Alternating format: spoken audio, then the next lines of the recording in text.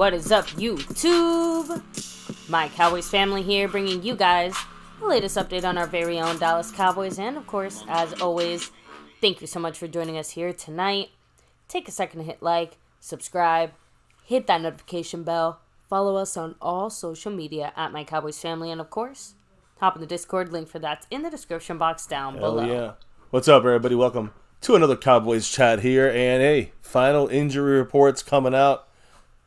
And we'll know about some game statuses like TYRON Smith. Talking about our offense today versus their Lions defense. The Detroit defense, pretty good. We'll talk about it and the comparisons and stuff on what we're going to have to see and face on Saturday night.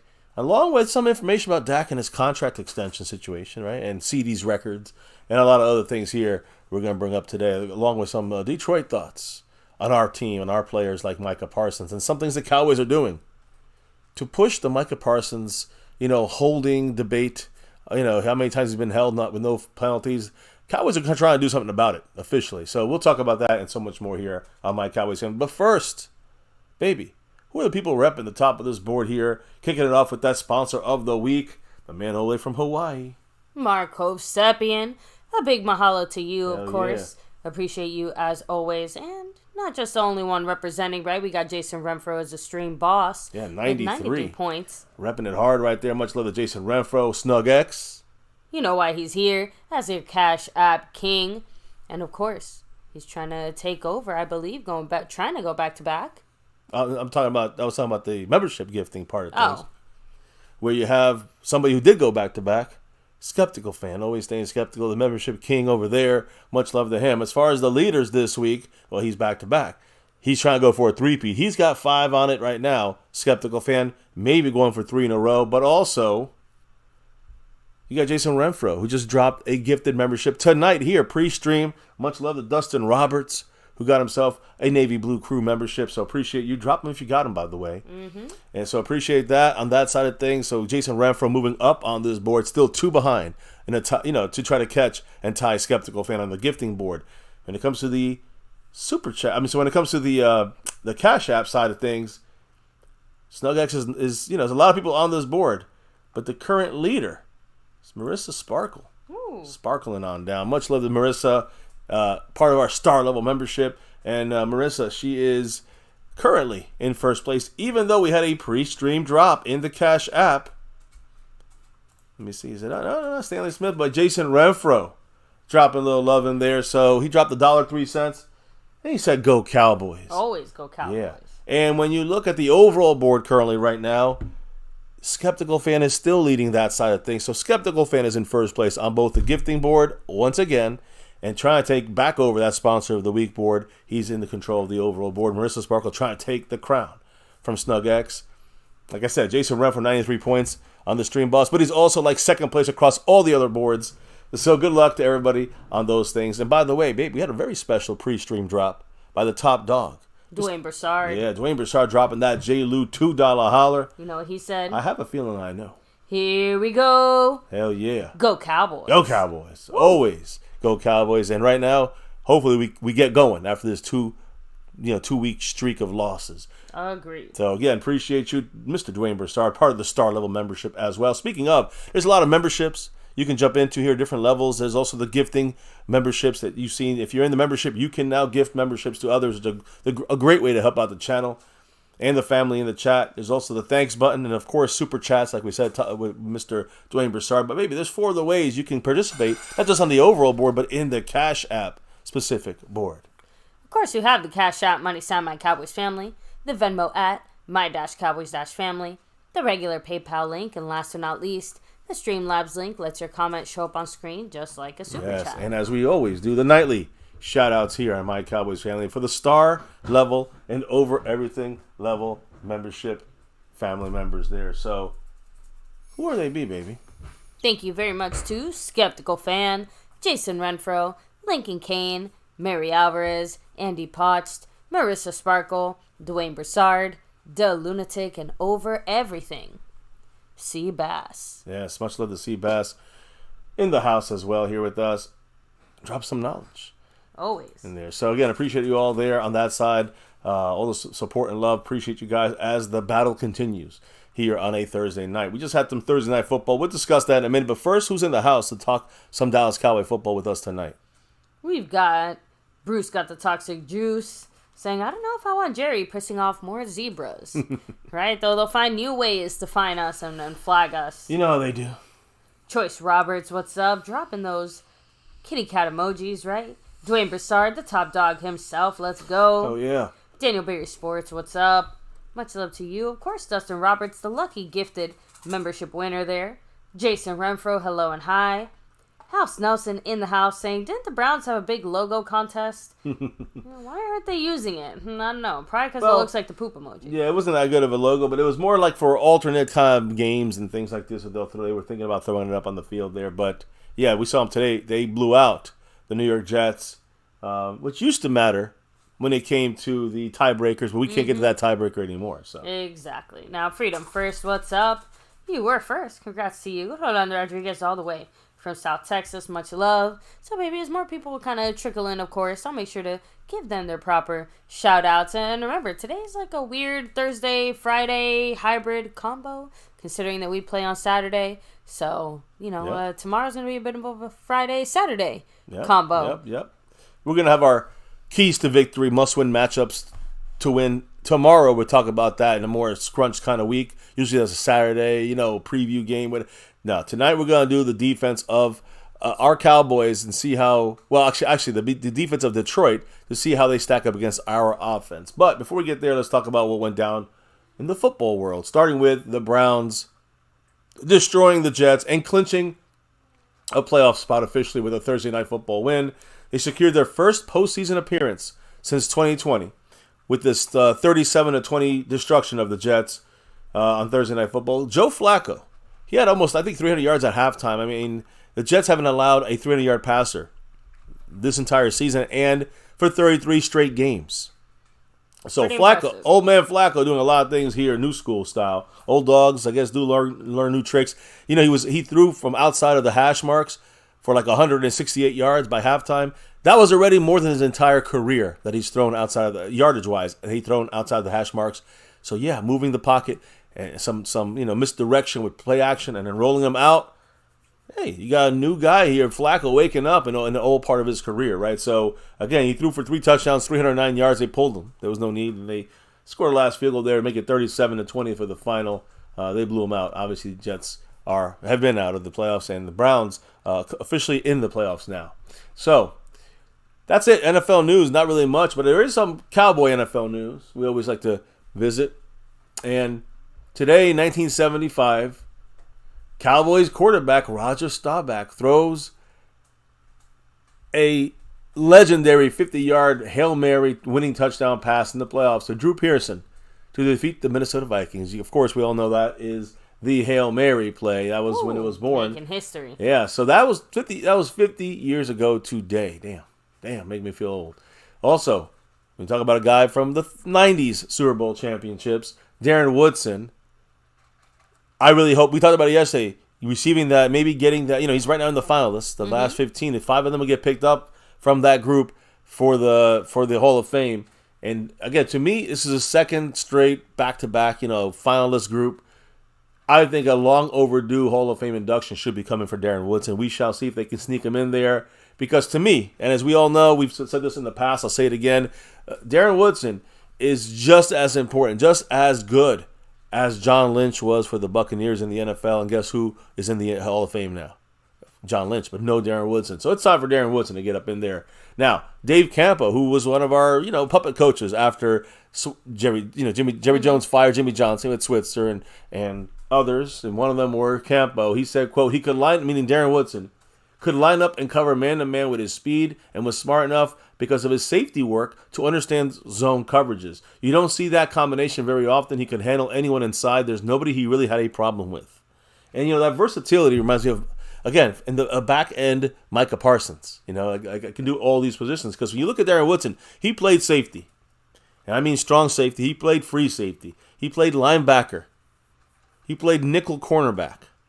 He's a 5-time Pro Bowler, a 3-time All-Pro, a 3-time Super Bowl champion, Cowboys franchise leader in tackles, Ring of Honor member, and really embodies what the NFL is about with Darren Woodson. Hall of Fame player to me, no fucking question.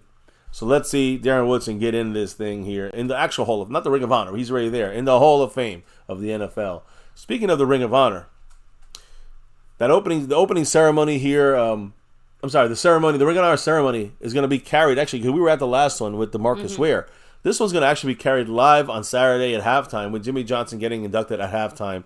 ESPN is going to carry that induction ceremony, so we'll be watching that live right here on MCF together. So interesting little backstory on this, baby, because he's calling the game, but he's also going to be part of this situation. So 2 hours before kickoff on Saturday night, there'll be a reception inside of the Murchison Room at AT&T Stadium for Jimmy Johnson and the Ring of Honor members who are expected to attend this induction later on in the night. On Saturday night, more than 50 former Cowboy players, coaches, and staff from that era, from those teams, are expected to be there along with Jimmy Johnson's current teammates at Fox. It's going to be a 13-minute halftime ceremony. It's going to be broadcast live on ESPN and ABC.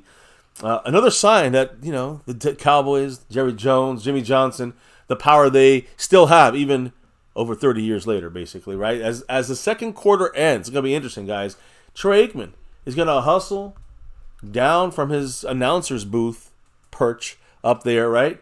And, it's going to be on ESPN. He's going to be throwing on. So you're going to see Aikman gone for a little bit at the end of the half of this game.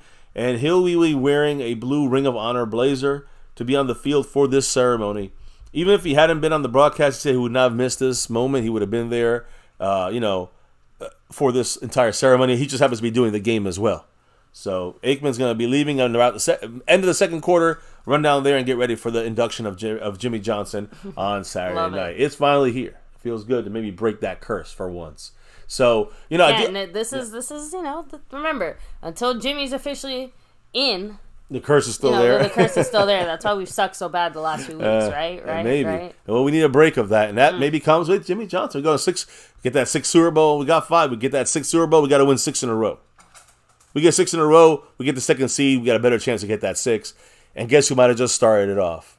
Halftime of the game, Jimmy Johnson. You just never know. If it happens, we know why. Yeah, you heard it here first. Yeah, you know why.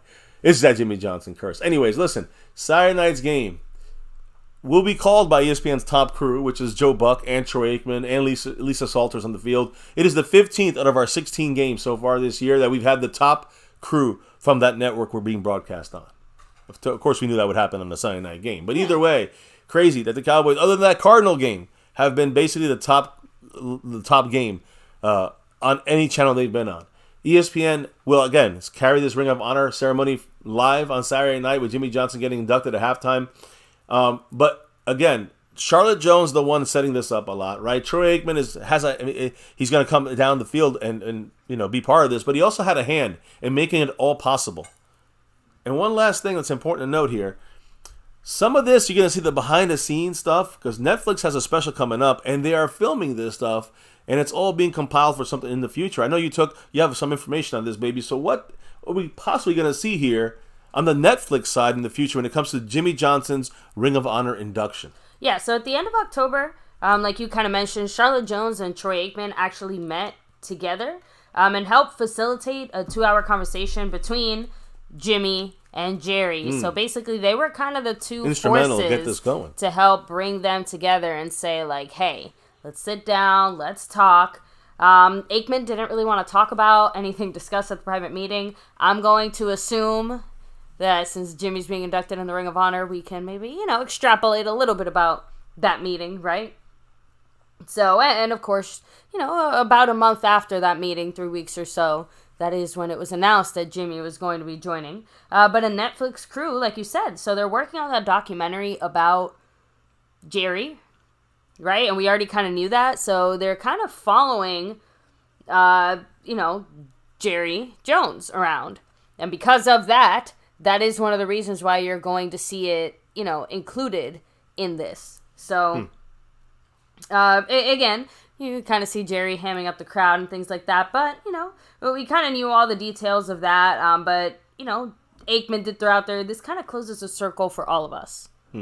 So he's excited to be a part of it. It's kind of very, very awesome that he was able to be not just a part of it in this way, but like he was a huge part in apparently bringing it all together. So thank you, Troy, and thank you, Charlotte.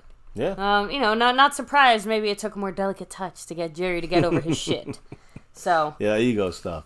Anyway, back to you, baby. So there goes the Jimmy Johnson, Jerry Jones kind of back and forth situation there when it comes to finalizing this Ring of Honor ceremony and playing it on Netflix, which again we'll see some behind the scenes there.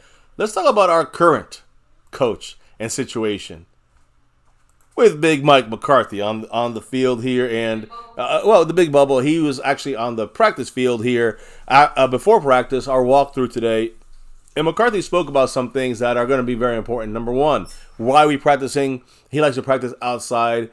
The wind and all that stuff that's been kind of happening more recent with the weather.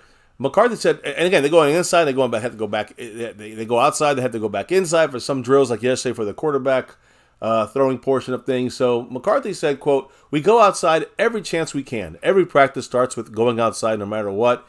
If we feel like the practice is going to be disrupted because of weather, we come inside. That's the only time we come inside. If it's cold, no wind, we go outside. It's all weather based."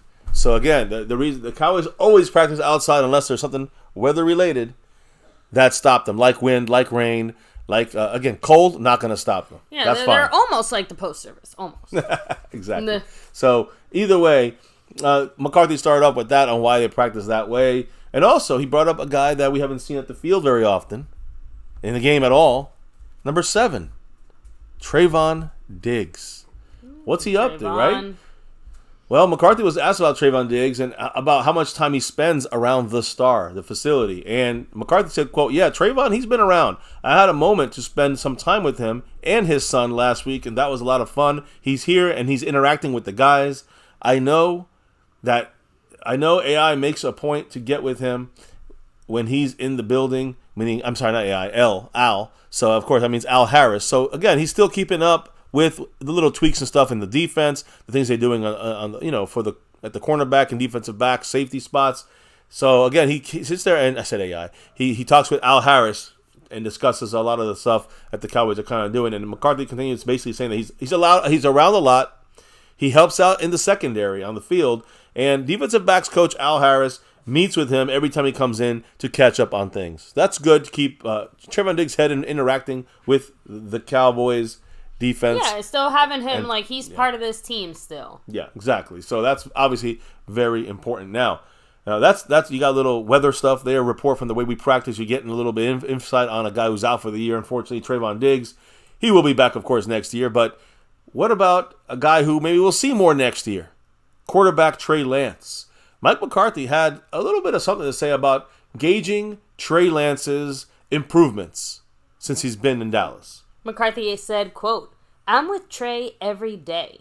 I see him in the meetings. He's obviously had to learn a whole new language.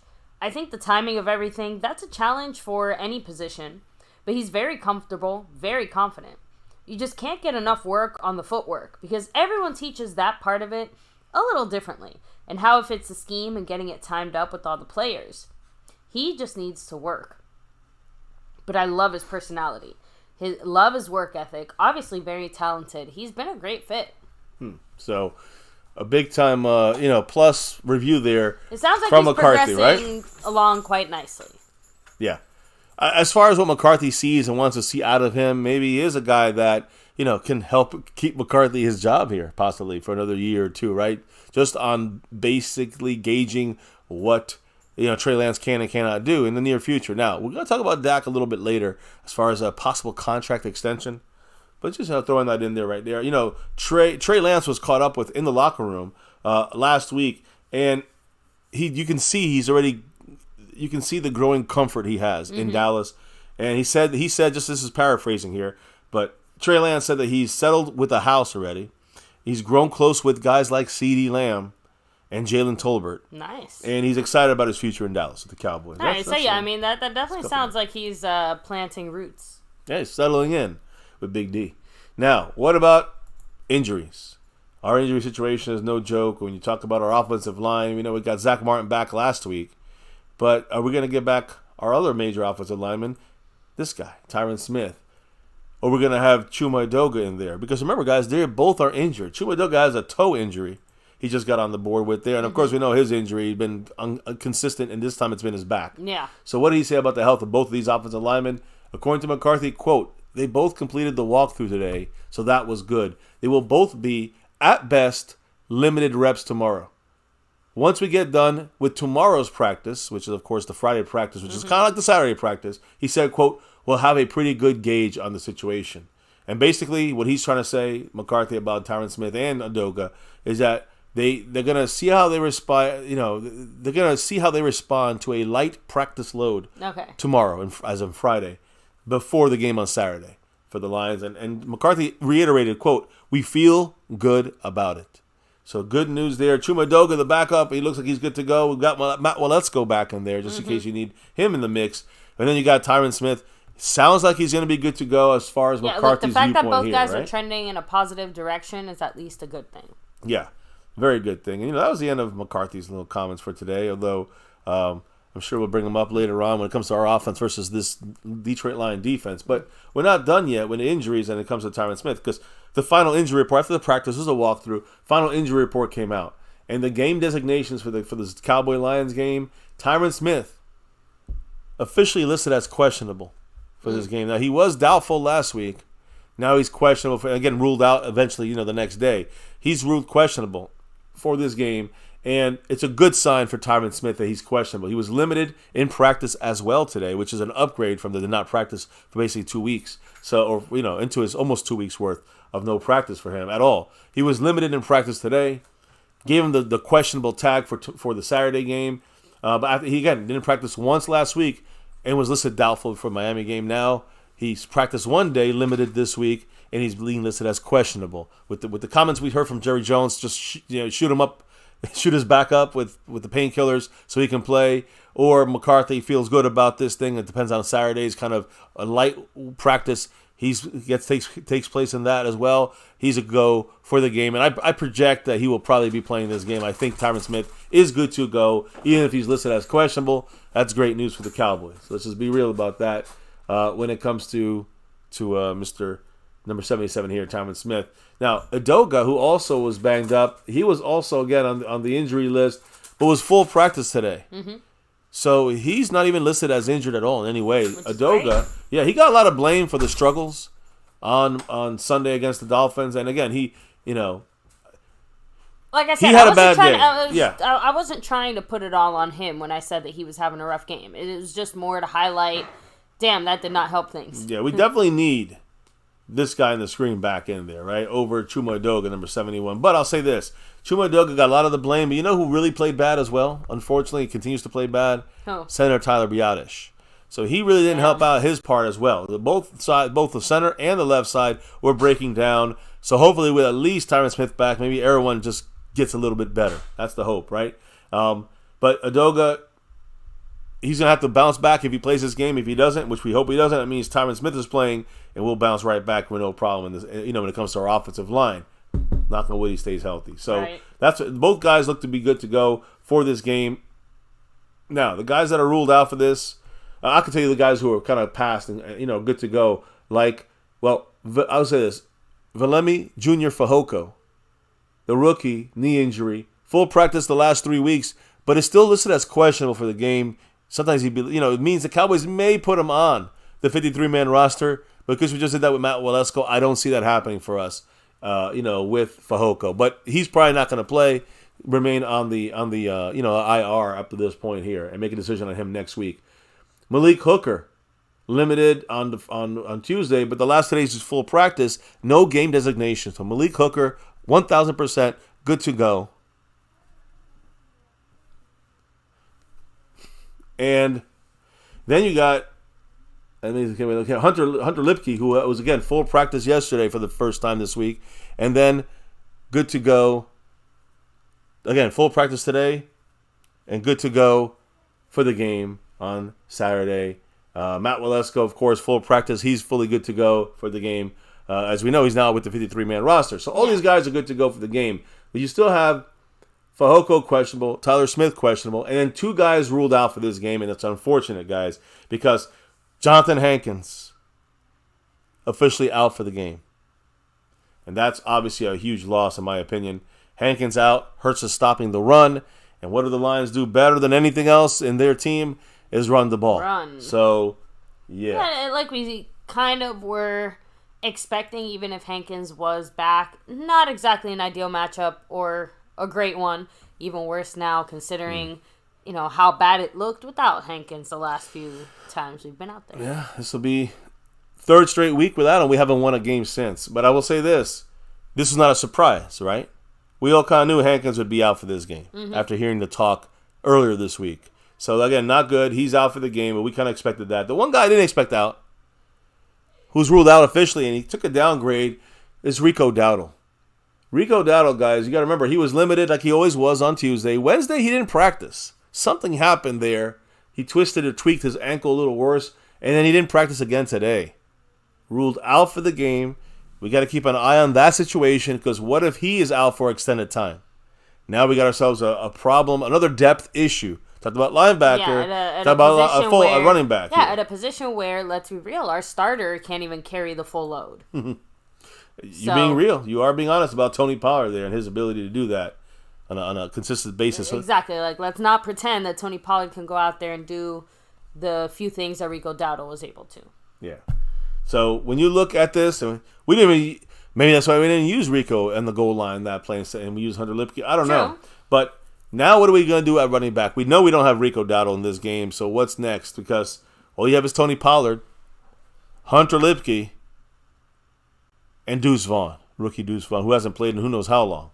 So Deuce Vaughn and Hunter Lipke are our only remaining running backs to help out Tony Pollard. That's not a good sign for the Cowboys' run game, I'm going to be honest. So what does that mean in my mind? Well, again, I usually say we'll be okay because we got Malik Davis.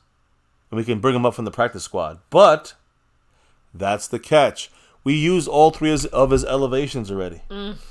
Malik Davis, running back, on the practice squad. So we have to make like an actual roster move to keep him on the team. He can't. Well, no, he's on the team. He just cannot play anymore until the playoffs. Like Malik Jefferson on linebacker, the same issues at running back now for us, where we have Malik Jefferson at linebacker, but he cannot play until the playoffs unless we sign him to the 53. We also have Malik Davis, who's a running back, and we cannot play him until the playoffs unless we sign him to the 53. So that's the question. Are the Cowboys feeling confident enough with Tony Pollard, Deuce Vaughn, and Hunter Lipke as our three running backs for this game, and not having to sign or pull up someone like, because you have to put him on the 53, someone like Malik Davis. You have to put him on your 53-man roster. The Cowboys cannot move him up as a roster elevation from the practice squad anymore this year. So that's a good catch-22 for the Cowboys. I'm curious what they'll do. To me, Malik Davis without any elevations, very important we get him. To me, he's a little bit lesser of a Rico Dowdle. Like, I think Malik Davis is still very good. So I think the Cowboys are going to try to make a move somewhere. You see, again, I'm worried Rico Dowdle might be missing 4 more weeks or something. I'm very surprised that Deuce has managed to stay on this roster. Good point. Maybe Deuce gets cut for Malik Davis. I'm just being real. Like, he is the odd man out in that group. And if you're telling me, hey, do you need Deuce Vaughn or do you need Malik Davis more right now? Let me ask you a question, though. And I agree. Not that it's an either-or situation. Just... Who's the guy that you get through waivers? And I don't know if Deuce Vaughn is that guy yet. I think someone would take a chance on him and say, let's do something special with this guy. They might, but is that worth not having a run game for a game? Blowing up your run game for? Is it worth having Tony Pollard take more snaps this week than usual and then giving those to Deuce Vaughn and Hunter Lipke? Can you do that for 1 week? You're risking it all? We're risking it all. The Cowboys are looking at us as a practice game in a lot of ways. We know that with their attitude, we got the 5th seed. Who really cares anymore? So it's about resting their guys and not making any hastily decisions. Bench all the starters, play all the backups. Why are we even having this discussion? Another point being made by the wife there. I'm just saying, you either play or you don't. That weird in between half-ass shit, that's an easy way to end up with a shitty performance and starters hurt. You know what I mean? I get it. Don't half-ass it, full-ass it. Here's the problem. I don't see the Cowboys, if we pick up somebody off the street, that's the same thing as getting Malik Davis. We still got to cut somebody. So we're not going to pick up any new running backs out there. Let's hope none of our fans in the chat are sitting there thinking we're going to do something like that, because we're not. But if we can move up Malik Davis with a guy who's either banged up on our 53, that's going to miss a couple extra weeks. I don't know what the rules are, especially, when it comes to, let's say, if you put Rico Dowdle on the 4-week injured reserve list, do you get him back in 2 weeks for the playoffs? Because if you do, then I would do that. And then get Malik Davis back here, rest Rico for the playoffs. But I don't know if you can do that. I think it's 4 weeks, and it goes into the playoffs, and then that's an issue. Of course, if that's the case, which it probably is, you really can't. I don't think you can take that kind of risk right now when it comes to Rico Dowdle, unless he's got an injury serious enough that he's going to have to miss 4 weeks. Then you got to make that move, and Malik Davis is now our playoff backup running back to Tony Pollard. That's the only concealable moves. We don't do anything, and we just rotate in there a little bit of Deuce Vaughn, a little bit of Hunter Lipke, and try to keep a little bit more snaps going to Tony Pollard this game. That's one option going forward if we don't have Rico for a while, or Malik Davis up, someone gets cut, and we sign that person back to the practice squad. See, now House also said, man, we're already in the playoffs. Just put Deuce in, see what happens. Like, basically, more Deuce is what he's saying. If you're already here, and you don't have Malik Davis, and you don't have Dowdle, then heck, use the guy you got. Use Deuce Vaughn. McCarthy, break out the fucking offensive playbook and work in Deuce Vaughn, right? The issue about Deuce is that the Cowboys like to pass so much that he's not going to really help too much when it comes to pass protection. So that's one issue there when it comes to using Deuce Vaughn. And when we do run, if we use Deuce on an entire drive, that's one thing, but he's got a pass block. And how are we going to get the ball in his hands? To me, I wouldn't run at all. I'd say I'd throw the ball to Deuce Vaughn. That's what I would do, and not run the ball as a running back. Throw the ball in specified place for Deuce.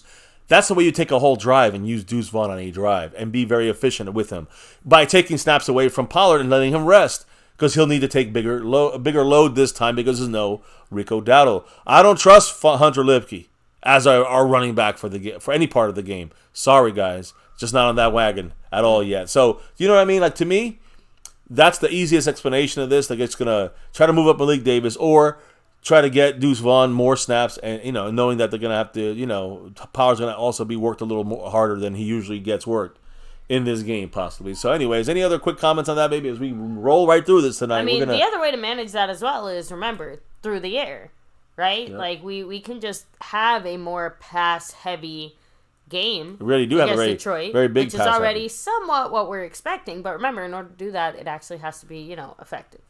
Yeah. Just throwing that out there. Anyway. Back to you. I see Stephen West saying Hunter Lipke. Hey, Lipke will probably get another chance, just not as important as some goal line play. Well, just saying. I agree. And again, I don't mind him out there blocking, and I'm out there going for some pass receptions, and I don't want him getting the balls as our number one running back for that play. No, but he's still going to get one or two of those short yardage carries that, remember, that's the whole reason we were probably seeing him at all last week, because Dowdle probably was a little more banged up than we knew, or hurting, or something. He definitely got more banged up. He got more banged up, though, in the middle of the week, so that actually accelerated whatever issue he already had going. So, yeah, we'll see more about that and know more about that hopefully sooner than later, and hopefully be good news. Anyways, as we're flying through the night stream, the Lions, when we look at them and their current opponent, our current opponent coming up here, we got to look at you can say some injured guys there.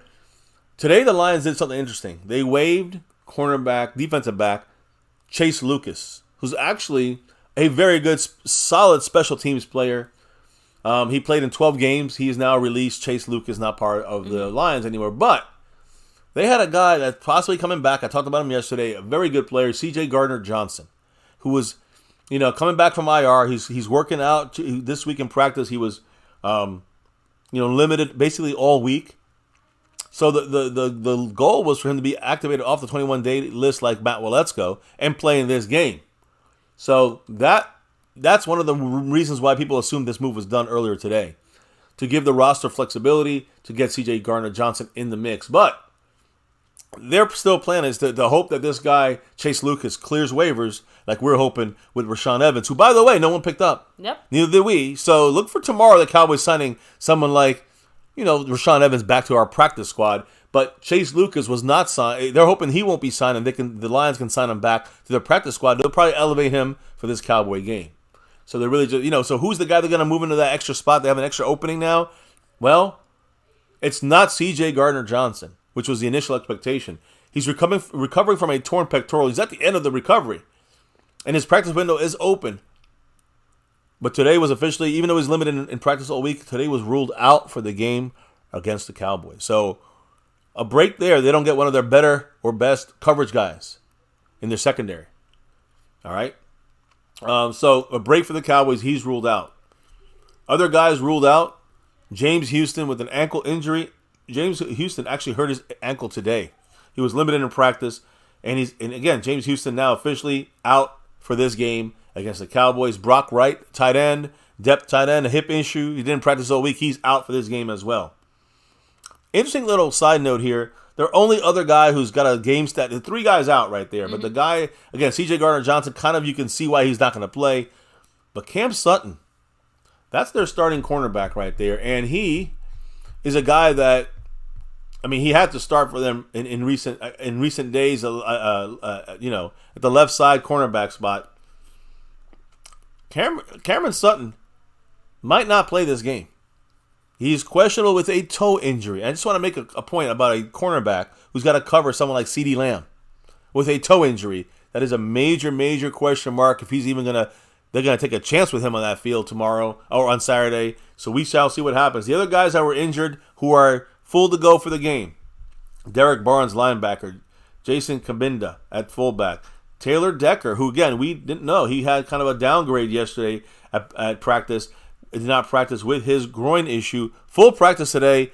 Their offensive line is strong and good to go. Because also Penei Sewell, good to go. Frank Ragnow with the center, good to go. So all offensive linemen, we didn't know if they were going to play. They're all playing. Full. I mean, they might not be 100%, but they're starting in this game. You got cornerback Jerry Jacobs, who's their starter now. Full practice this week with a hamstring. He's good to go. And again, the other 3 guys questionable, 1 guy out. I'm sorry, 3 guys out, 1 guy questionable. Very important to kind of keep an eye on all these guys. Specifically the fact that safety, C.J. Gardner-Johnson, is out. And cornerback, Cam Sutton, is questionable with a toe injury. So that's parts to kind of, picking that secondary apart, which is one of the worst in the NFL when it comes to giving up yards.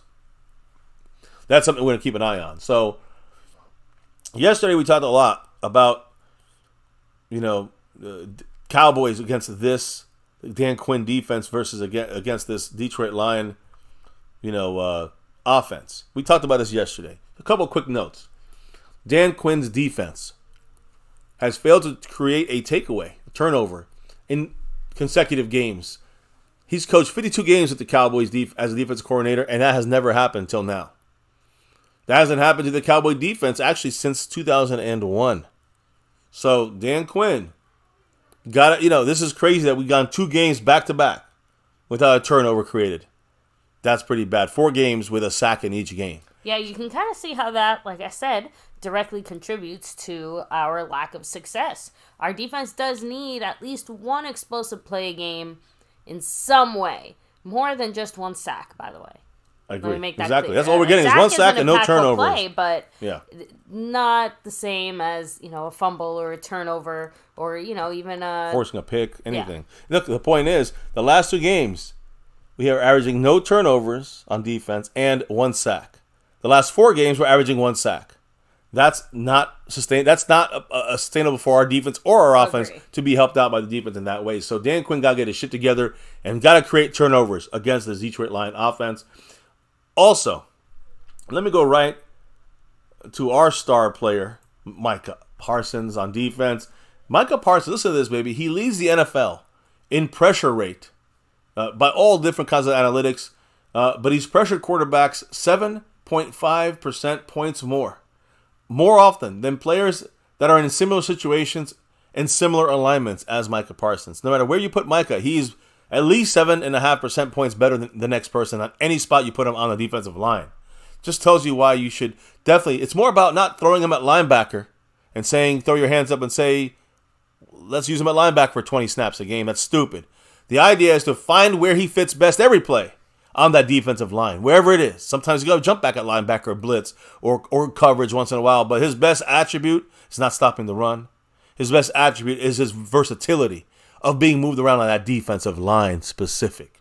So, again, pressure rate winner, disruptor from the best in the league, basically disrupting plays.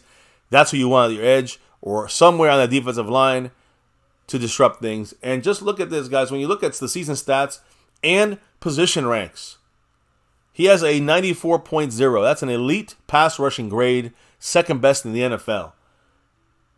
He has 97 pressures this year, career high, but also number 1 in the NFL. And also his pressure percentage through PFF is 23% of the time. One every 4 plays, he's getting pressure. That is number 1 in the NFL as well through PFF. So again, if he gets another half a sack, anytime, let's say he gets a half sack this game, week 17, it will get his 40th career sack, and he would become the 5th player ever to reach this mark within their first 3 seasons. The other guys he'll join, of course, Reggie White, Derek Thomas, Aldon Smith, and Dwight Freeney are the only other guys that have done this. 4 of those guys, right? He could be the 5th guy if he gets half a sack. All I can think of Saturday. is what kind of records he could have broken if he wasn't being held 13,000 different ways to Sunday. But hey, great. You know what? Try to let that go. Well, let's not let it go yet, because the Cowboys aren't letting it go. They're sending video footage just like this. Oh, shit. Cowboys sent information to the NFL today. Much love to Seabass, by the way, for bringing this up. But this is an ESPN report. Cowboys sent information, video, and pictures about Micah Parsons' struggles to draw holding calls by the refs. It's getting real. Now, we asked for it, like Seabass said. We shall receive, hopefully, right? Micah's been bitching about it. The Cowboys have been bitching about it. We've been bitching about it because we're all right. We know it. Even the haters know it. I feel like they're going to turn around and say, thank you so much for bringing this to our attention. Upon further review, you're right. We've missed a flag on Micah. So flag. Like, you know what I mean? Like, that's all that's going to happen. Yeah, we'll see. I don't know. But you're seeing 5 penalties that were not called against Washington. Remember, this was during the streak of the 38 quarters. Micah has not drawn a holding call yet. Bullshit. There's a holding call. 4 out of these 5 plays, and 1 he gets smacked in the face. So look, the point is the Cowboys have quote unquote sent information to the NFL office about Micah Parsons' struggles to draw calls. And this is per Jeremy Fowler. He said, quote, a fact that the player has highlighted with pictures on social media. So Micah's bitching online. And Cowboys kind of been bitching a little bit as best they can. We've been bitching. We all see it. You're seeing it here. This is what the Cowboys sent in. This is an example of what the Cowboys sent in to the NFL league office. And again, Jeremy Fowler said this, quote, typically a team will send a play sequence or play sequences it might deem questionable to the league for review. And Dallas has done that here. Multiple plays. Teams don't always get a detailed explanation on each call from the league. And Micah has 1.5 sacks in his last 4 games, and clearly he believes he should have more based on his ability and the lack of calls. So this is what Jeremy Fowler is saying. But basically, the NFL might not even respond to this shit. Is the point?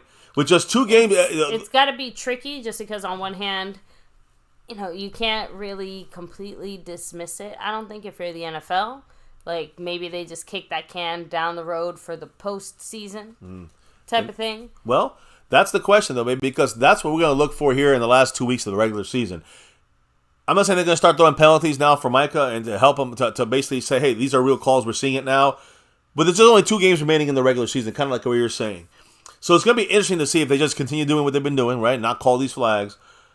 Or if Micah will maybe have a better chance to draw a holding call. I think it's an important... Listen, they've been bitching long enough about this. The NFL knows it's on the horizon. The referees know it's on the horizon. They're not dumb about this. So this has been something that's been building. How long can they keep this up, the refs and the NFL, and not do something about this or keep their eyes open? With 2 games remaining, it's going to be interesting to see if Micah can draw some holding penalties, especially with the Cowboys bringing this subject. The Cowboys as an organization and a team bringing the subject to the league's attention, to Goodell's attention, to the officials' attentions. We're doing it the right way. We're not sitting there cursing them out or yelling at them as far as the players and coaches. So this is the way you're supposed to do it. Let's hope, knock on wood, that we get some more calls going Micah's way. Because you can see this is a fucking travesty for the NFL, in my opinion. Much love to the man, Jason Renfro, dropping that J. Lou $1-2 holler, adding to his total, and baby, adding to his stream boss there with 95 Hankins points. But he's also just a little bit behind. Skeptical fan right now on the overall board. Jason Renfro in second place. Hey, what's on the screen? It says JD from DC.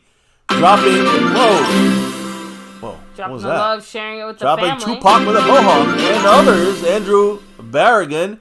Congratulations to you guys. I'm assuming there's 5 on it. Because if there's 2, there's more. Yes, there are. JD from DC, thank you so much. Gifting 5 MCF memberships. I guess Christmas, post-Christmas gift there. Thank you so much, Man. JD. Jason Rumford with his $2 holler said, Mike McCarthy, learn how to throw the flag. We can get turnovers. Yeah, on the Bills game with that turnover that we should have had, he got to throw that challenge flag sometimes. But you can't challenge a holding penalty, Jason, just so you know. You can't turn that over. Although I think Micah kind of wants to push it that way a little bit. Yeah, that's why they had to send tape in Jerry Jones, right? Yeah, if Jerry Jones had to open his mouth, maybe bring some awareness to the refs and the league office, Goodell and all them. But I want to revisit JD from DC because, baby, with that drop, he goes right to the top. One of the tops on the list. I think 3rd place, maybe, on the overall board.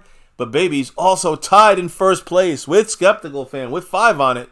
Gifted memberships for this week so far. So big shout outs to JD from DC. Welcome in here again, brother. And as always, go Cowboys. You see, he's in the membership. If you're in the membership, you can drop gifts for your fellow family members in the chat. Appreciate him once again. I'm going to update the board, baby. I want you to hit up a couple comments on this. And then I think a couple of people said things on the Lions side about Micah Parsons. But what do you think about the holding situation and all that good stuff from the chat side of things? House Nelson said, Jerry Jones got some terrified intern to put a tape together for him. I hope that intern did a good job. Well, we could have done it for him. Yeah, but can you imagine having to go to the Cowboy media room and Jerry Jones comes up to you and says, hey, I need footage of every Micah holding penalty that wasn't a penalty. I need it by tomorrow. I would love to do it for you, Jerry.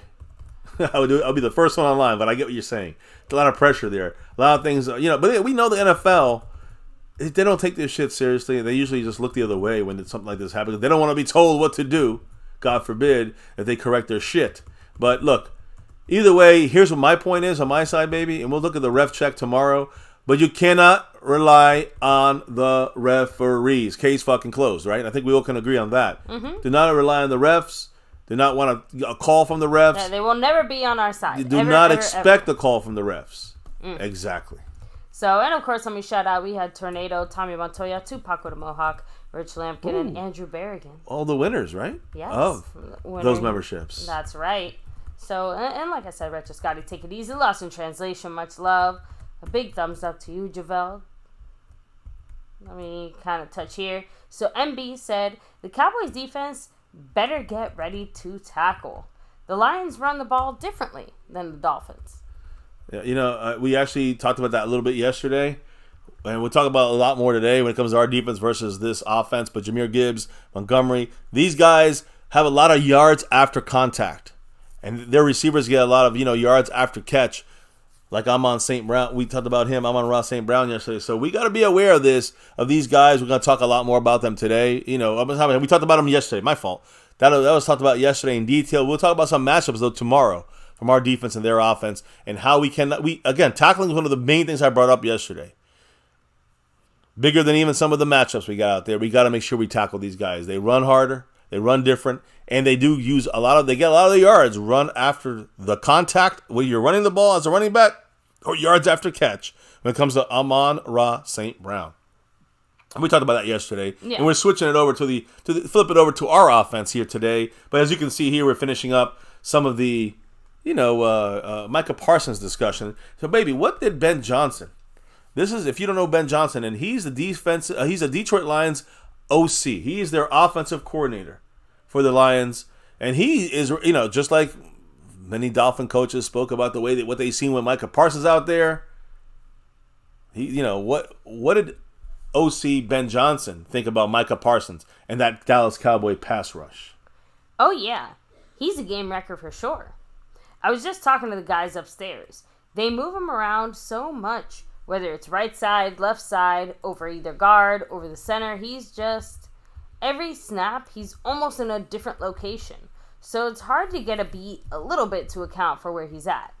And then, okay, so you know where he's at. Items, they have so many other dynamic guys up front that are fresh.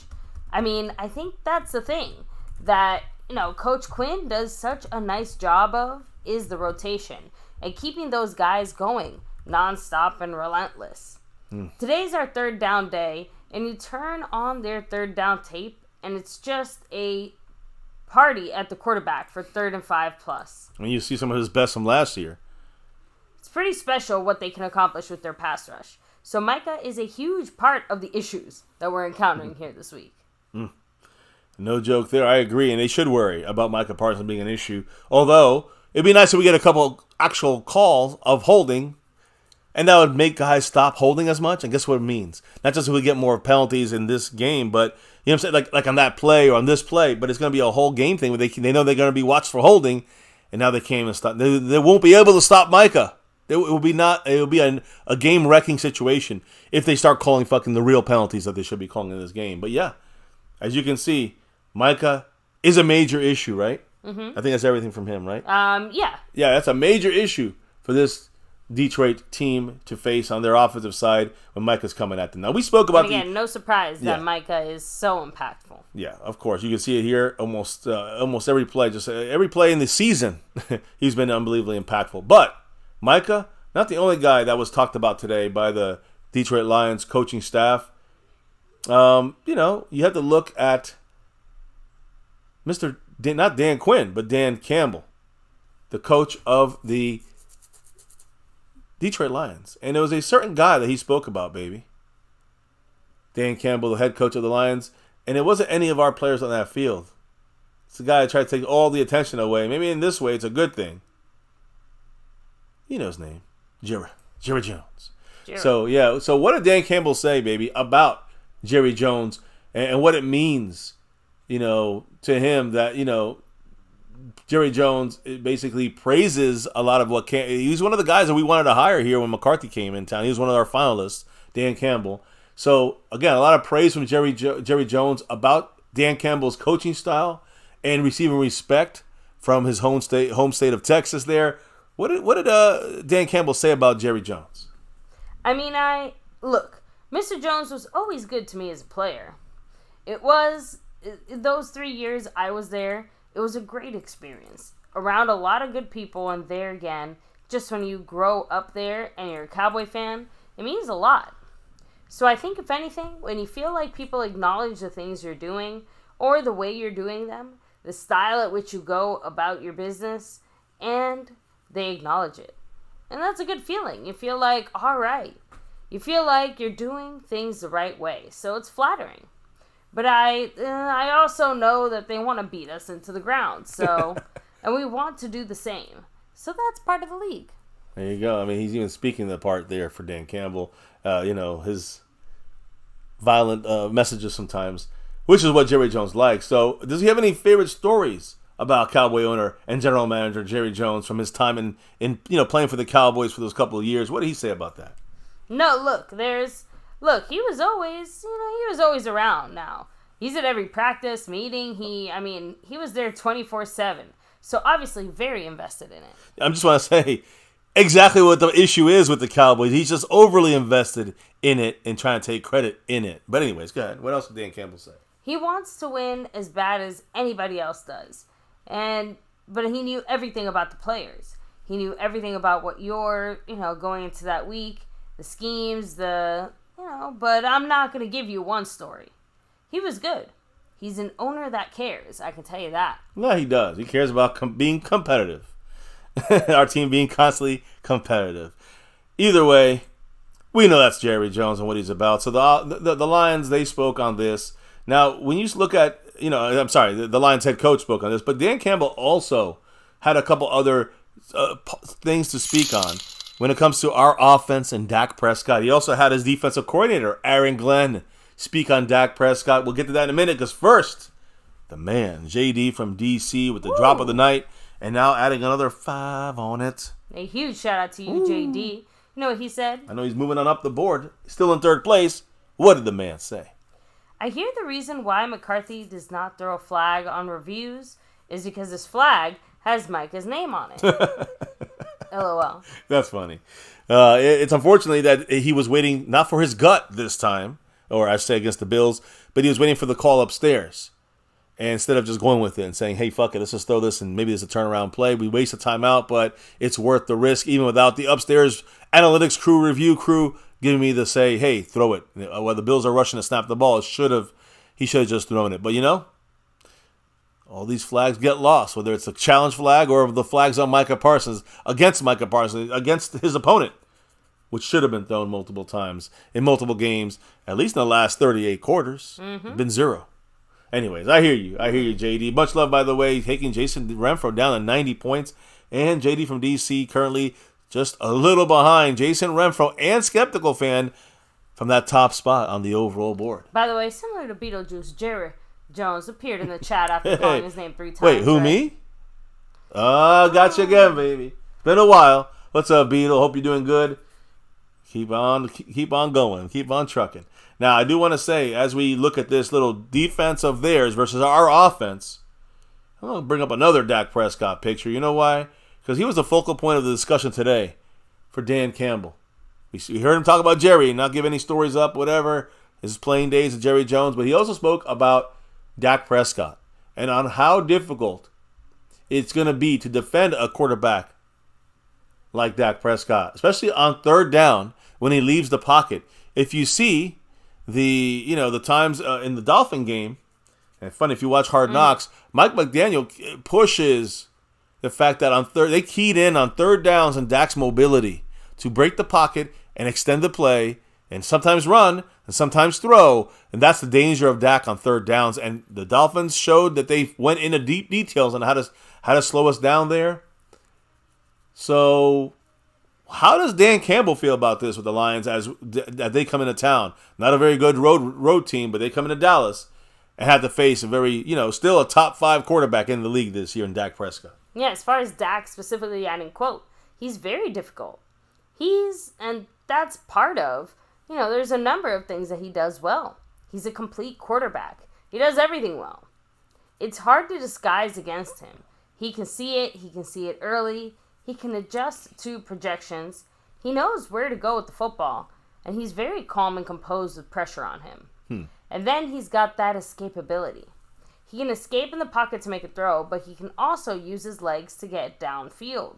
And not only that, every once in a while, they'll throw out one of those read-run RPOs where he takes off and he can kill you. So he's one of the best quarterbacks in the league, and he's playing at a high level. And we know that. We've got to do our best to try to make it, as much as we can make them one-dimensional. We have to do that. So they're trying to take that run, stop it, make us only pass happy. Cowboys already going pass happy. Boom, touchdown. We'll see what happens in this game. That's the head coach. What did the defensive coordinator, Aaron Glenn, say about how they're going to try to match up and handle Dak Prescott? Man, he seems so comfortable in this offense.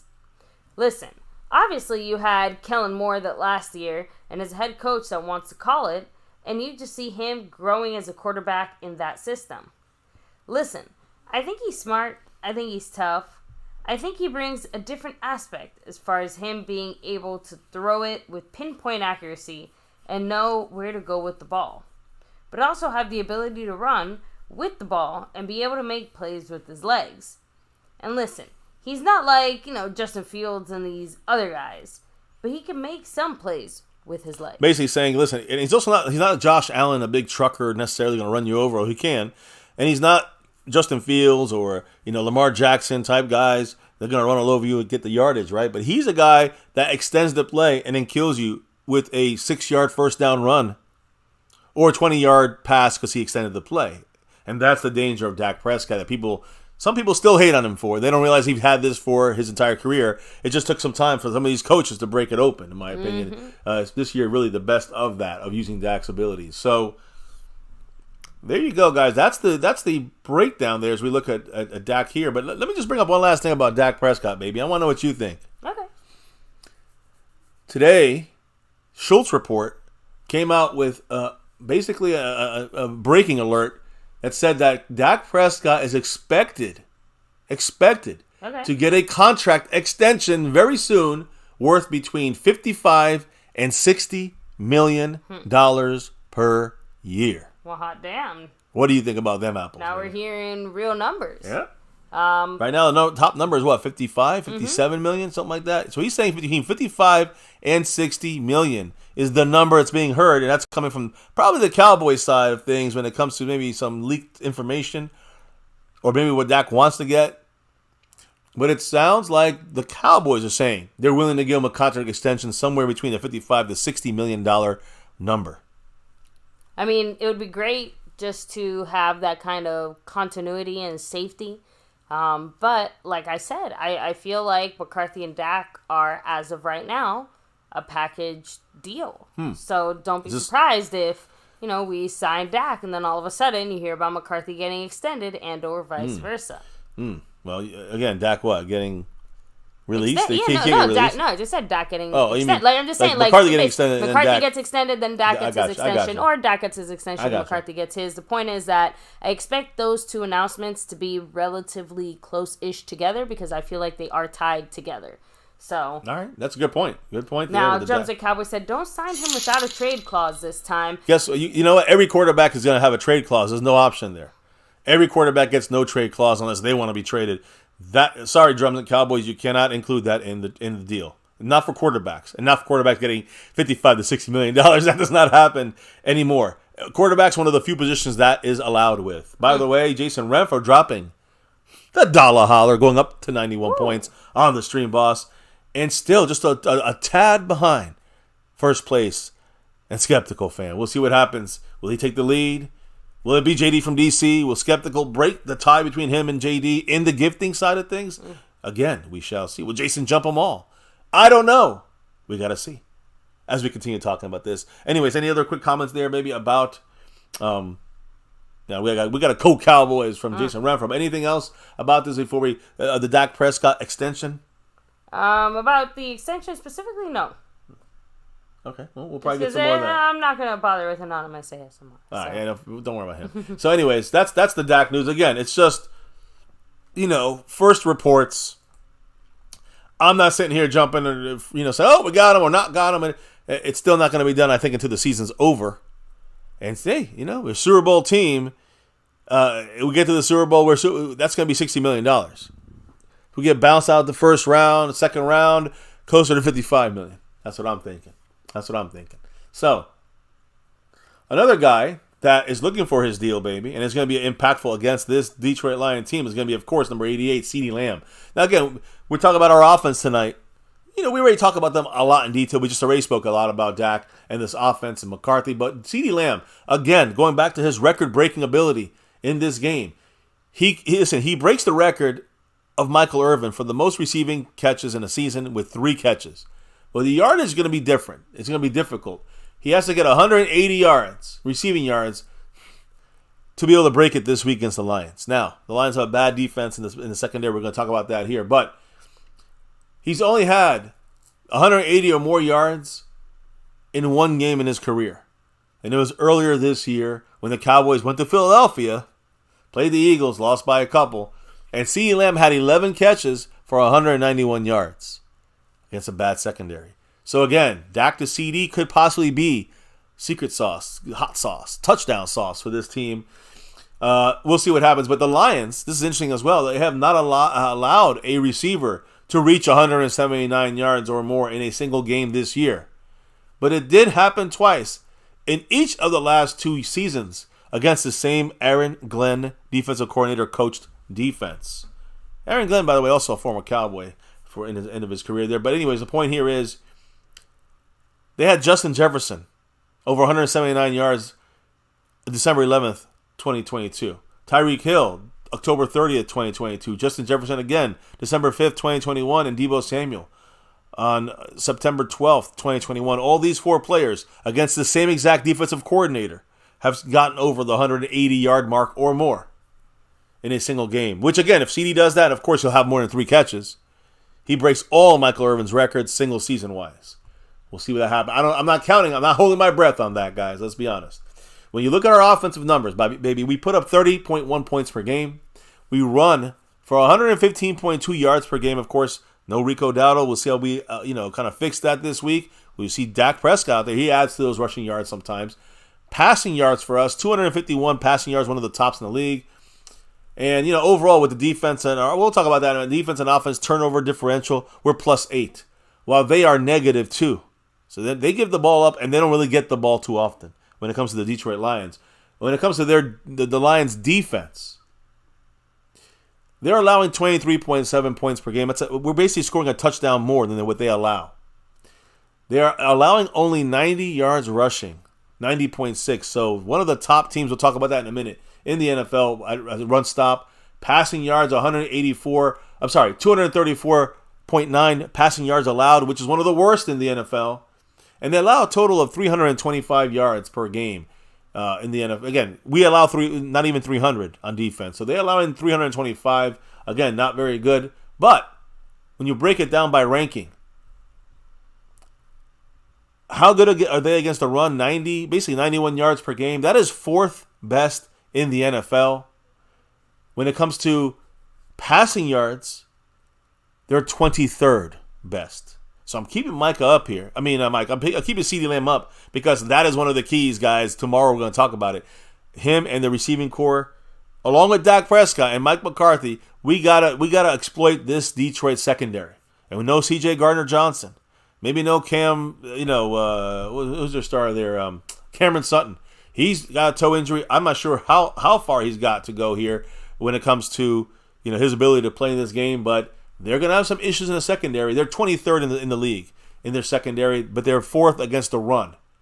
The pass defense 23rd, run fourth best. That's really insignificant. That's really significant. Our run game may be hindered with or without Rico Dowdle. Points against again 23.7 points per game against them. That is 24th in the NFL. They allow a lot of points. That's the way it is. When you look at our defense. When you look at our pass blocking for Dak Prescott, CeeDee Lamb, to try to get going in the air, the Cowboys this year, 8-2, our record, 8-2, when we allow 3 sacks or less. So that's a lot too. 3 sacks we allow, we still win games. We're still 8-2. We're 80%, guys. When we allow 3 sacks or less, 1, 2, or 3 sacks or 0. When we allow more than that, obviously, it changed a little bit. But the Lions, how do they do? The Lions average only 2.3 sacks per game. That is the 6th fewest in the NFL, like 26th in the NFL. So they they average under 3 sacks a game. And hey, when we stop our opponent from sacking our quarterback 3 times or more, when we stop them from sacking us 3 times, 4 times or more, it should be, we allow only 3 sacks or less. We've won 8 out of 10 games. Just the way it's going to be. So, again, if we don't allow more than 3 sacks, we don't allow more than 4 sacks, we should have an 80% chance to win this fucking game. And you look at their defense. Some of these players, let me get CD off for a second. But, of course, the main guy, Aiden Hutchinson, number 97. He is the man on that defensive front. Now, inside, you can't forget about guys like Isaiah Buggs and Benito Jones. They got other players I'm going to talk about as well here. John Kaminsky, formerly of Atlanta. Backups there, a little banged up, some of these guys, but Broderick Martin, a rookie. Levi Onwuzurike, he's in there in the mix there. Romeo Okwara, also on that rotation of their defensive line. I'll get into them a little bit more in a minute. But when it comes to their defensive line, overall, as a run-stopping crew, fantastic. When it comes to pass rushing, but other than Aiden, it's a surprise that they're not better on this side of things to try to help their secondary. Their defensive line is actually a slight weakness for them as a full team defense when it comes only to the pass rush. But they are really well. They do really a good job at stopping the run. They are designed to stop the run with these front 4. So, again, Josh Pascal, who's injured, he's not gonna be back. He's the only guy missing from this group, and he's a rotational defensive end. Now, if you go back, you remember, I'm not saying a name of Alim McNeil. He's a guy who I liked way back then in the draft, but they also lost him, who was doing really good work against the run this year. They lost him earlier as well, so he was on IR a couple weeks ago. So now, who are the people you got to watch for? Obviously, number 97 right there, front and center. Aiden Hutchinson, guys. He's the guy to watch. He's 3rd in the NFL when it comes to pressuring the quarterback. 3rd in the NFL. Of course, number 1 is Micah Parsons. But this guy's 3rd in the NFL, Hutchinson. And he's still only managed to record 6 sacks. So he gets the quarterback, but he ain't getting those sacks. interesting there, something to keep an eye on. We don't want them to start getting sacks in this game, right? The Lions' defensive line have produced 34 sacks this year. Now, we just played a couple teams that were in the 40s in sacks. 2 games later, and they're still in the 30s in sacks. 34 sacks. That's the 7th worst in the NFL. So, Aiden Hutchinson, only 6 sacks. But great pressure. As a team, they only got 34 sacks. That is the 7th worst. That is 25th in the NFL. And again, when you look at this, guys, that's the 12th fewest when it comes to that as well. So the Cowboys are going to face a defensive line that really excels against the run game. Tony Pollard, no Rico Dowdle, Malik Davis, what's going to happen with him? We're going to have Little Deuce Vaughn, and fumbling Hunter Lipke at fullback. Against a defense that already is going to stop our run game. I don't know if I would concentrate on running the ball too much against this team. Still got to run, but you just got to focus more, I think, on really destroying them in the air. They're only allowing a little over 90 yards a game, 3rd fewest in the NFL, but something is different about the amount of rushing touchdowns that they still allow. They are the 7th worst at allowing rushing touchdowns. So they will not let you run against them, but when we get to the goal line, you got to run the ball. When you get to the red zone, you run the ball against this defense. You just got to flip the script in your mind. Don't run that ball getting down in there. But once you get down close, you can run the ball in the end zone. That's the way their defense breaks down and is broken. I hope I helped you guys figure that out a little bit there. When you look at their linebackers, Alex Anzalone, formerly of the New Orleans Saints, he's probably one of their better guys there. He's their weak side linebacker. You got Derek Barnes, who is banged up at middle linebacker, and Jack Campbell, a rookie, at the strong linebacker spot. He's weak side on zone. Anyways, you look at these guys. I got other guys like Pittman, Rodriguez. Alex Anzalone, to me, he's not a bad linebacker, but he lacks speed and he lacks the instincts that you need at that linebacker position. But he does make up for that with relentlessness and tenacity. Okay. The guy is like a little non-athletic Micah Parsons. And he's not a bad tackler. The problem for him, again, he's not a bad tackler, and he's not that bad against defending the run. But he's not a sideline-to-sideline type of guy. You get around the corner to the edge against him, to me, that's a better place. If you're going to try to run against these guys, you want to run to the outside, to the edges, all right? And when you got, again, Derek Barnes, who doesn't look like he's going to play after suffering a shoulder injury a couple weeks ago, that's going to leave Jack Campbell in there. He's 5th on the team in tackles and 5th on defensive stops. So he still plays a major role, this Jack Campbell, when it comes to making tackles and making run stops. So he's their strong side linebacker. He's going to help them in that side of things when it comes to tackling and getting some run stops. But he struggled, and this is why we should throw the ball. He struggles when he drops back into coverage. So when I see Jack Campbell, number 46, the rookie, in the mix, we got to attack him in the air. Don't want to run at him. He's a good run stopper. When he goes into coverage, he allows 42% completions against him when he's targeted. 42% of the time, you will complete the pass against this linebacker. Jake Ferguson. Give me some Jake Ferguson in this game. Now, Alex Anzalone, he leads the linebacker position in 3 categories between both teams, like Cowboys and Lions. He leads in total tackles. He also leads in sacks, which is interesting. He leads the team in sacks, but he also, and again, that's only at linebacker, I should mention. He leads, not the team, but he leads the linebacker crew on both sides in sacks, in total tackles, and guess what other one he missed? He actually is on the list for. He leads the whole team of the Cowboys and Lions linebacking core. He leads the linebackers in this game in missed tackles. He will miss tackles. Not exactly the stat you want to be leading in, but sure. So Jack Campbell, who's their middle linebacker, strong side linebacker, he will be looking for to stop the run but cannot cover. And as alone, he is a guy that can give you a little pass rush. He can go. He's not sideline to sideline. He'll make tackles, but he also misses a lot of tackles. And he will get at the linebacker spot. He's the guy you got to watch when it comes to pressure and sacks. Now, when you look at Damone Clark, for example, he had a couple of fucked up games the last 2 weeks or so, right? He's freelancing a little bit. He's got to get back on track. And Marquise Bell has far outperformed what Jack Campbell, who is their best run stopper, can do. So, again, very similar when you say both teams are lacking at linebacker in some ways. We still have the better linebacking core than these two guys they got on their side of things. They're going to be running in that, 4-3-4. It's really a 4-2-3-1 2-5 defense, a nickel defense. So when you got the secondary here, when they run the five players in the back end, 2 safeties and 3 corners. So what they run the regular nickel. You got names in there, like I said, Cam Sutton, who's questionable with a toe injury for the game at cornerback. You got Jerry Jacobs, who looks like he's going to get back in time to play this game, but he was banged up as well. He's not necessarily having a good year. I'll talk about him in a minute. Brian Branch, a rookie. He's their slot cornerback.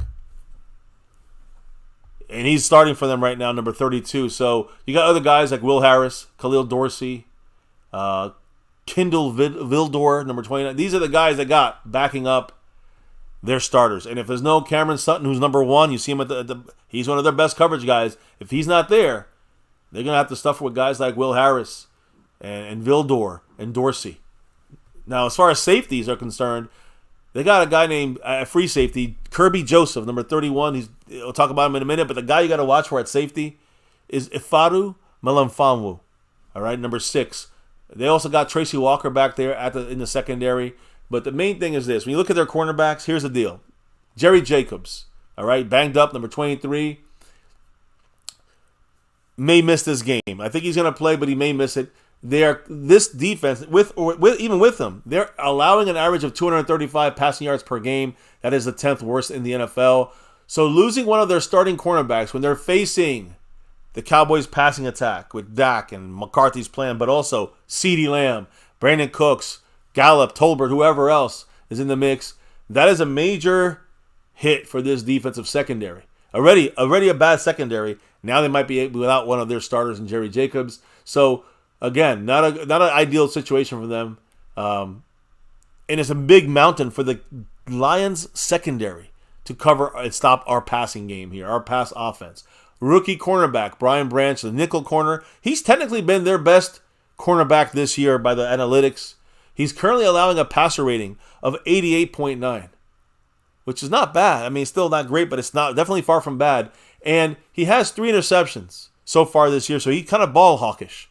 So you got to keep an eye on number 32, rookie Brian Branch. Still, he could be taken, guys. Again, he's going to be basically, he's been impressive when he's in the slot. When he's in the nickel coverage spot against guys like CeeDee Lamb, it's going to be a good test for him. Let's test the rookie and use some CeeDee Lamb in the slot. That's what I would do against Brian Branch. Just somebody to keep an eye on there. One of their best corners right now, even with their other starter, Cam Sutton, who may not even play this game. They'll be in real deep shit with one of the worst secondaries in the league, pass defenses. But I'm going to go back to one more safety, and that is Ifeatu Melifonwu, having a very good season at safety.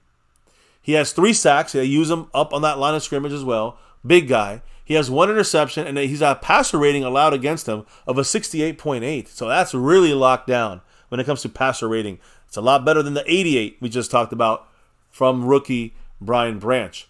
So, again, when it comes to Ifeatu Melifonwu, here's the thing, guys. He's had a couple really good weeks recently. He had a monster game against the Vikings. And really over the last 2 weeks, huge games. 3 sacks in the last couple of games, 9 stops, 5 pressures, and a touchdown. These are some big numbers from a safety who's kind of being used like I don't say J-Ron Curse, but like a kind of like that all over the field, kind of blitzes you, can cause turnovers. It's kind of like a little bit, I don't say Earl Thomas, more like some Jamal Adams type style, kind of over there. He's a wild card. He's a Buda Baker type guy. He's kind of trying to say here, I guess. Not as good as Buda Baker, but again, he can be used in all 3 levels of the defense. A wild card in the secondary. But if he's moving around and over pursuing, that opens up more opportunity for the Cowboys to slice and dice in the air against this fucking secondary. So, I think that we have very good opportunity to take advantage of this. The numbers show it. Our players are better than their players when it comes to the routes and the schemes, and we're saying who they're playing against. It's just about getting that offensive line blocking and making sure this weaker defensive line of the Lions do not get that much pressure or that many sacks. If we do that, our offense can put up 35, 40 points on this Lions team. I truly believe that. I know we can do that. Can the defense hold back a very potent Detroit offense that runs the ball a lot? It will probably take a lot of time off the clock and try to wear our defense down throughout the game. So when it comes to their secondary, Already Jerry Jacobs hanging by a hair. The last thing they can do is lose a starting cornerback. They've allowed 24 touchdowns this year, guys. That's one of the worst in the NFL. I think third worst in the NFL. So they will get reamed in the air. It's about DAK. It's about CD and the receivers, Ferguson, and any running backs out of the backfield. Utilize them well there, Mike McCarthy. That's going to be the key this week against, in my opinion, that's the key this week. With many keys. We're going to talk about them tomorrow. But that's the key going into this game on Saturday, and we're going to talk about more of these kind of edges that we need to have on offense and on defense. We'll talk about that tomorrow right here on your friendly little My Cowboys Family channel for a Fan Friday matchups that we must win and a little pregame preview for our game on Saturday night. Of course. So that is that on my side, baby. It's a wrap for me here on a little quickie here. I guess you could say an hour and a half. MCF, just news info updates, of course. Let's remind everybody what they got to do. Can't forget shout to out take those a that need to be shouted out. Of course. You can't forget to take a second, hit like, subscribe, hit that notification bell. You guys can follow us on all social media at MyCowboysFamily. Hop in the Discord. Link for that's in the description box down below. And an extra special shout out to, everybody here representing on the boards. Here, helping to make MCF happen like your sponsor of the week. Hell yeah. A big mahalo, Mark Hovsepian. Much love. Skeptical fan, of course. He is the gifting membership king back-to-back 2 weeks in a row. Like our 90s Cowboys. Trying to go for 3. We'll have to see. Of course, Jason Renfro, the stream boss. Bossing that stream around. And last but not least, 91 points, by the way, for Jason. Yeah. the Cash App king. Boom, Snug X. You know why he's here. He's the Cash App king. Yeah, repping that crown. By the way, the leaders, when you got the leaderboard here, of course, Jason got the stream boss showing us there. But the leader in the Cash App side, you got Jason, you got a couple others in there, but it's Marissa Sparkle, who's currently in the lead. I think she's 4th place on the overall board, but in the lead on the Cash App side of things. So good luck to Marissa as she's holding on tightly, trying to get the Cash App Queen title back up there. Much love to Marissa once again. Appreciate you. And then you got the membership gifting side of things, which, by the way, Skeptical fan is trying to go for that three-peat, like you said. He is tied for first place with JD from DC, who's also got 5 on it when it comes to the gifting membership board. So JD from DC trying to stand in the way of a three-peat domination by Mr. Skeptical fan. And if you look right above, Skeptical fan is currently just a hair in front of Jason Renfro in first place on the overall board. Jason Renfro just a couple of hairs in front of JD from DC in 3rd place, Marissa in 4th, Motor City in 5th, and on and on.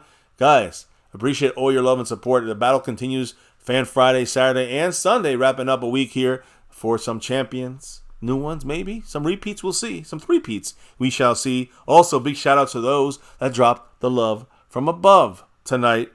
Like Dwayne Broussard, the top dog. Jason Renfro with the Cash App, a couple super chats, and, of course, a gifted membership. And JD from DC. He's got the big splash of the night here with 5 gifted memberships. And also moving up that board even farther, even closer to the top spot in first place on both overall and, we got PvP Collector, who's a member. Okay. Gotham DC, guy also. Who said, hold up, wait a minute. What? You said sharing the love, showing the love, what? Uh-oh. Thank you very much, JD from DC. He gifted 5 memberships. What? There. So with 5 more gifted memberships, who are the lucky winners? Because he is currently the lucky, he's the respected first place leader on the overall board and the membership gifting board.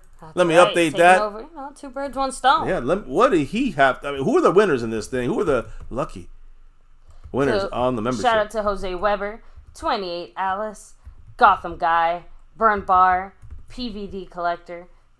Shout out to all 5 of you. Thank you. Congratulations. An extra special thank you to the man JD from DC, who now is all by himself in first place on the overall board by a good margin there. Not just a little couple hairs away. He's in first place by a little bit over Skeptical Fan and Jason Renfro. And he's also in first place all by himself by 5. He's got 10 gifted memberships on the board. Last week he had a total of 13. He's already at 10. JD from DC in first place by himself on the gifting board. Much love and appreciation. He's 5 up on Skeptical Fan, and he is 7 up. That's funny. On Jason Renfro on the gifting board. Man, he's got both guys trailing him on both boards. That's pretty much a takeover there. A little mini takeover from JD from DC, representing that star over everything in enemy territory. That's the key right there. You already know. Enemy territory. Extra special love to Mr. JD from DC. Keep repping that star in the damn freaking ugly ass Washington DC territory, enemy territory. Yeah, can't think of a better way to wrap end it up things here on such a high note. Thank you so much, JD from DC, who, by the way, did want to end things on a high note with a $5 holler. Didn't even see that one. That will bring Jason down to 86 points. Schoonmaker. And that would also continue his big lead that he's trying to create there over Skeptical Fan and Jason Renfro. When it drops, we'll celebrate it. What did the man say? He said, "It is what I do. Have a great night." Man, much love to you, JD from DC. And as we try to do on our side, right? Yeah. It's a real holiday spirit right here with those drops, those memberships for 5 lucky family members here, all because of JD from DC. So again, thank you. When that 5 drops on it, Jason goes to 86, and JD stays in first place on the overall board, the membership gifting board. JD from DC, the man. And hopefully we get some TDs from CD Lamb. You see that little mix? You got it. Guys, let's do the shout-outs. Let's wrap it up, baby. Yeah, of course. And then we have JD from DC. Of course. Tornado in the house. Osmodius, much love. All the awesome gifted membership winners. Jose, Alice, Gotham Guy, Burn Bar, PVD. We got Tornado in the house. Well, back a little bit more. Even you, Anonymous. Even you. Snug X, you know why he's here. Snug. You see, Jason Renfro, much love. James Herr in the house. And there's the drop by JD from DC. Much love with that 5 on it. Yes, appreciate you. Have a great night as well, JD. So, going back a little more, Jumps and Cowboys, Tom Cook, Take It Easy. Even you, Anonymous, even you. Jumps and Cowboys, Jira, House Nelson, Lost in Translation, Jira. Retro.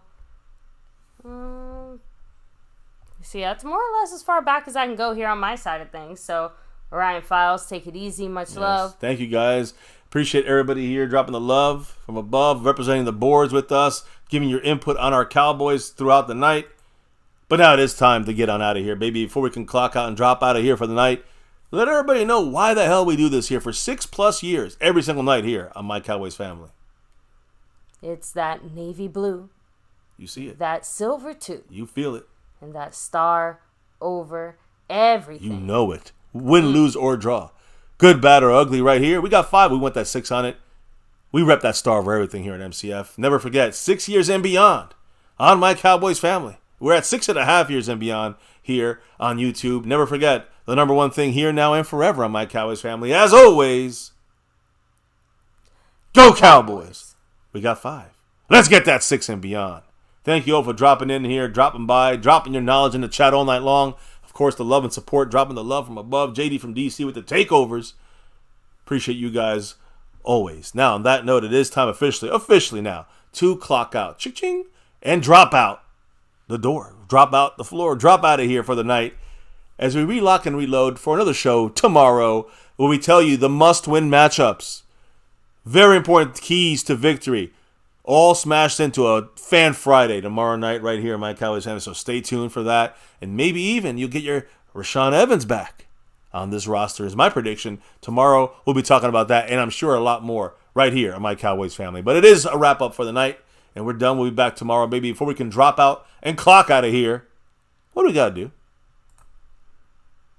We got to drop the beat. Oh, yeah. That beat has been dropped. The beat has been dropped. Guys, thank you again for rocking with us here. Cannot do this without your comments, your thoughts, your love and support. The family rises again. Best fans of all YouTube. And speaking of a wrap here for the night, it is another Cowboys chat that we discussed here about those little kittens, those little puma pussies over there the Detroit Lions and their defense, which is very, very pussy when you look at their secondary. I'm just saying. Great run stop. We ain't going to run too much. So we should have a nice scoring day against this team, especially good or bad or ugly, I don't care, especially at home in Dallas. That's the key. Unfortunately, that's the key this year. Home games versus away, not good versus bad teams, in my opinion. We'll talk about a lot that more tomorrow, and I'm sure that as well, right here on MCF tomorrow night on Fan Friday. Never forget, it's about that navy blue, that silver too, that star of everything. Never forget the number one thing right here on My Cowboys Family. Much love to everyone. We'll see you back here tomorrow for another one. Fan Friday, must-win matchup key to victory stream. Don't forget to hit that like for the stream. Hit that subscribe button for the channel. Hit that notification bell to all videos so you know when we're going live. And, of course, follow us on X, Twitter, at MyCowboysFamily. We'll see you back here tomorrow for another one. Have a safe night. Much love to all. Peace. And never, ever forget, Go Cowboys!